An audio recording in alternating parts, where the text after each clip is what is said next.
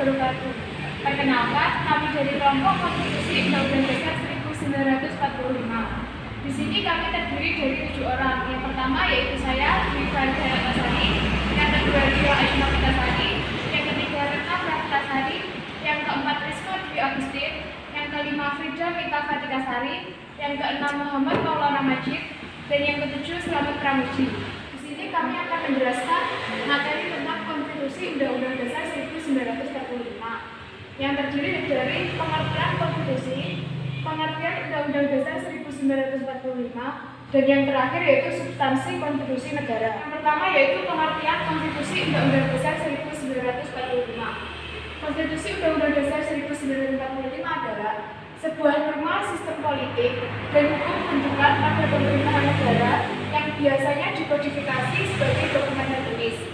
Hukum ini tidak mengatur hal-hal terperinci, melainkan hanya menjabarkan prinsip-prinsip yang menjadi dasar bagi peraturan-peraturan lainnya. Selanjutnya mengenai pengertian konstitusi menurut para ahli yaitu K.C. Weir, C.F. Strong, sama James Bryce.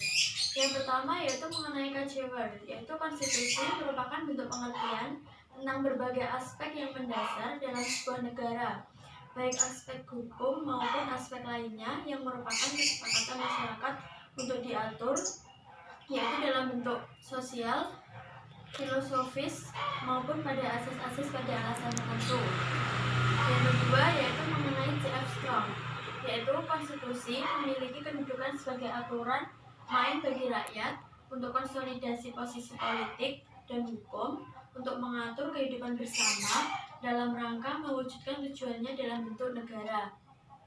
Dan yang ketiga, menurut James Bryce, yaitu konstitusi sebagai suatu kerangka masyarakat dalam suatu politik atau negara yang diorganisir dengan dan melalui hukum, yaitu dengan kata lain, hukum menetapkan adanya lembaga-lembaga permanen dengan fungsi yang telah diakui dan hak-hak yang telah ditetapkan. Kesimpulan dari tiga ahli tersebut yaitu sebenarnya konstitusi itu merupakan suatu aturan main untuk bagi rakyat atau masyarakat dalam mengatur hukum bernegara.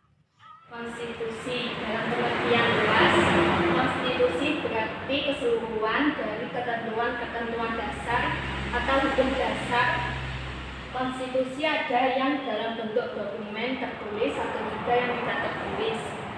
Dalam pengertian sempit, konstitusi berarti piagam dasar atau undang-undang dasar, yaitu suatu dokumen lengkap mengenai peraturan-peraturan dasar negara, contohnya Undang-Undang Dasar 1945. Pengertian Undang-Undang Dasar 1945 adalah hukum dasar tertulis yang mengikat pemerintah, lembaga negara, lembaga masyarakat, dan juga mengikat setiap warga negara Indonesia dimanapun mereka berada, dan juga mengikat setiap penduduk yang berada di wilayah NKRI. Konstitusi negara ialah konstitusi memiliki arti sebagai sebuah bentuk dari pembentukan dan juga melakukan penyusunan dan melakukan pernyataan terhadap sebuah negara. Sifat substansi konstitusi ada dua, yaitu fleksibel dan rigid. Fleksibel ialah apabila undang-undang itu memungkinkan adanya perubahan sewaktu-waktu sesuai perkembangan zaman. Sedangkan rigid ialah apabila undang-undang itu sulit untuk diubah kapanpun. Konstitusi membatasi kekuasaan pemerintah agar tidak sewenang-wenang, agar hak-hak bagi warga negara terlindungi dan tersalurkan sebagai sumber hukum, sebagai alat yang membatasi kekuasaan. Kedudukan konstitusi dalam kehidupan ketatanegaraan pada suatu negara sangat penting karena menjadi ukuran kehidupan dalam bernegara dan berbangsa. Kedudukan tersebut adalah sebagai berikut. Yang pertama sebagai hukum dasar. Dalam hal ini konstitusi memuat aturan-aturan pokok mengenai penyelenggara negara. Dan yang kedua sebagai hukum tertinggi. Dalam hal ini konstitusi memiliki kedudukan yang lebih tinggi terhadap peraturan yang lain dalam tata hukum pada suatu negara. Cara membentuk dan merubah konstitusi. 1. Oleh badan legislatif atau perundangan biasa. Dilakukan dengan badan legislatif hanya harus dengan syarat yang lebih berat daripada membuat undang-undang biasa atau bukan undang-undang biasa. 2. Referendum, yaitu dengan cara pemungutan suara di antara rakyat yang mempunyai hak suara. 3. Politik khusus, yaitu politik khusus yang bertugas hanya mengubah undang-undang dasar saja.